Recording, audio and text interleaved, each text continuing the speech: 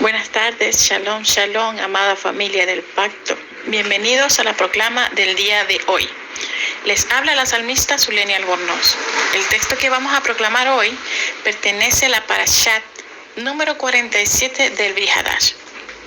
En 1 Corintios 5, del 9 al 13, dice: por carta ya les he dicho que no se relacionen con personas inmorales.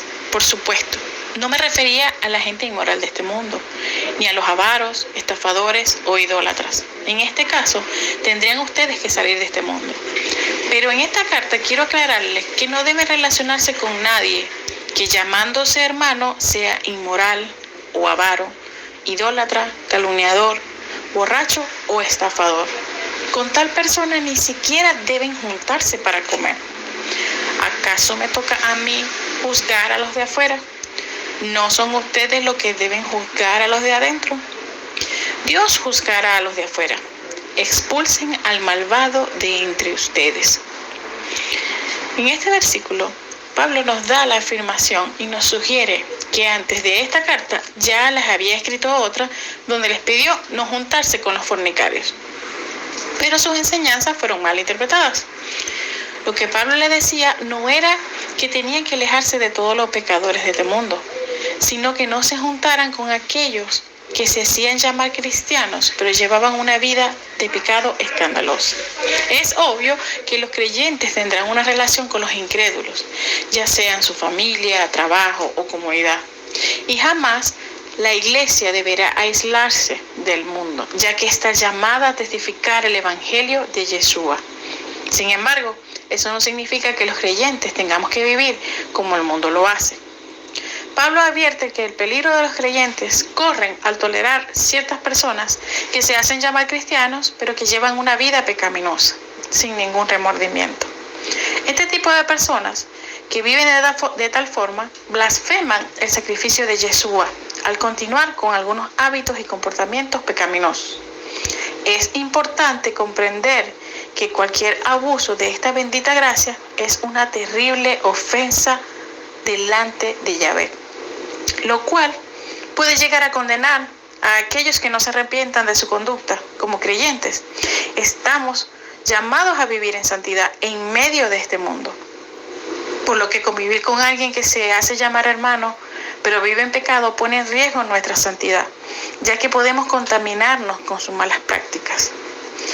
De este pasaje podemos entender dos cosas.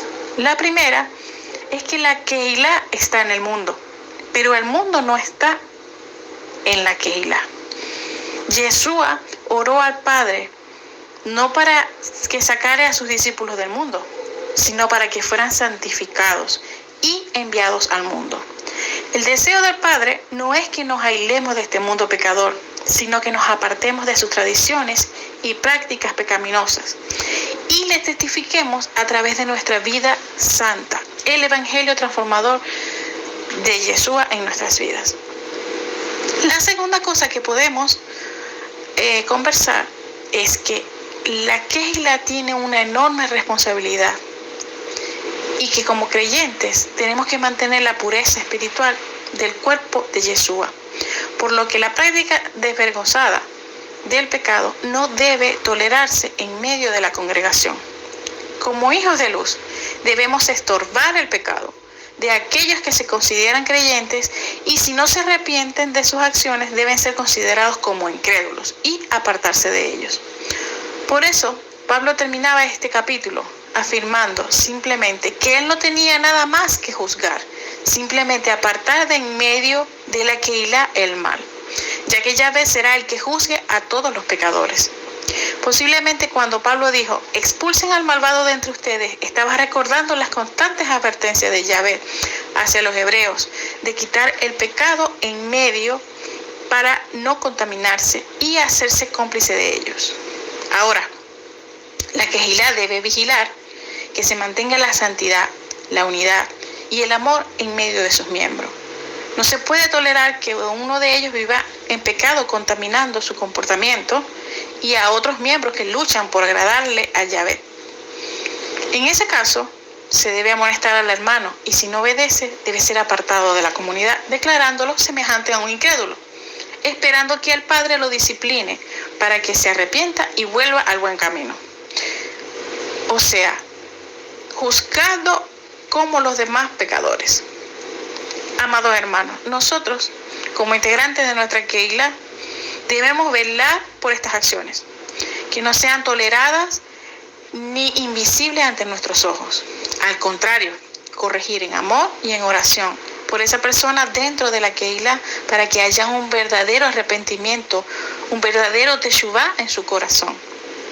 Entonces proclamamos: Padre eterno, hemos atendido tu llamado, hemos escuchado tu palabra y ahora proclamamos sobre nuestra vida y la de nuestros hermanos que tu sabiduría sea derramada sobre nosotros para que podamos, Señor, reconocer delante de nuestros ojos y hacer teshuvá sobre nuestras vidas, sobre nuestras fallas, y poder en amor ayudar a otros en sus fallas, que tengamos una vida en santidad, sujetados a tu palabra, Señor, caminando en tu gracia, en unidad, en amor, santificándonos por medio de Yeshua HaMashiach, y podamos, Señor, mantener la pureza espiritual y no tolerar tales prácticas que blasfeman, Señor, tu palabra, tu Torah, tu sacrificio.